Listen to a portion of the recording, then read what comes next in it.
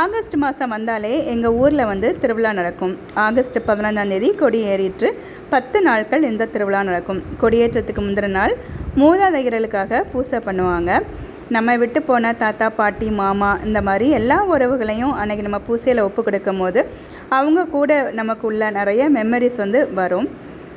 10 நாட்களும் 10 கருத்துக்களுக்காக பூசை வந்து ஒப்பு கொடுப்பாங்க. சின்ன பிள்ளையாட்டி இருக்கும் போது ஆகஸ்ட் மாதம் வந்தாலே திருவிழாவுக்கு புது ட்ரெஸ்ஸு கிடைக்கும். சித்தி, அத்தை எல்லோரும் நம்ம வீட்டுக்கு வருவாங்க. அப்படி தான் நமக்கு தோணுச்சுது. இது பெருசாக வளரும் போது தான் நமக்கு ஒவ்வொன்றா நமக்கு புரிஞ்சு நம்ம கடவுள்கிட்ட நமக்கு நிறைய தேவைகளை நம்ம கேட்குற மாதிரி இருக்குது. 8ஆம் திருவிழா அன்னைக்கு நற்கருணை பவனி அப்படின்ட்டு ஊரை சுற்றி வருவாங்க.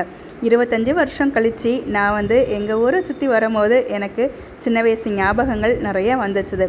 9ஆவது திருவிழா அன்னைக்கு முதியோர்களுக்காகவும் நோய் உற்றோர்களுக்காகவும் பூசை பண்ணாங்க.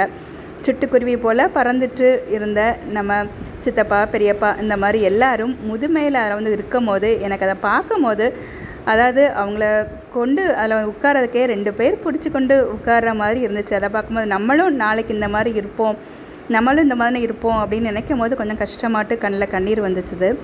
முதுமை வந்து ஒரு பெரிய கிஃப்ட்டு. நிறைய வருஷம் நம்ம இருக்கணும். அதுபோல் நோயற்ற வாழ்வே குறைவற்ற செல்வம்னு சொல்கிற மாதிரி நோயும் இல்லாமல் முதுமையில் நம்ம நல்லா இருக்கணும், படிக்கலெல்லாம் இல்லாமல் நல்லா இருக்கணும். அந்த மாதிரி கடவுள்கிட்ட எப்போவுமே கேட்கணும். நமக்கு கடவுள் அந்த மாதிரி ஒரு பெரிய கிஃப்ட்டை தரணும். அதுவும் தோணுச்சு. திருவிழா வந்தாலே எங்கள் ஊரில் கன்னியாகுமரியில் உங்களுக்கு தெரியும் தேன் குழல்.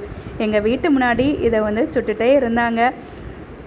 அதையும் பார்த்துட்டு இந்த மாதிரி ஃபயர் ஒர்க்ஸும் போடுவாங்க. அதையும் பார்த்தேன் நான்.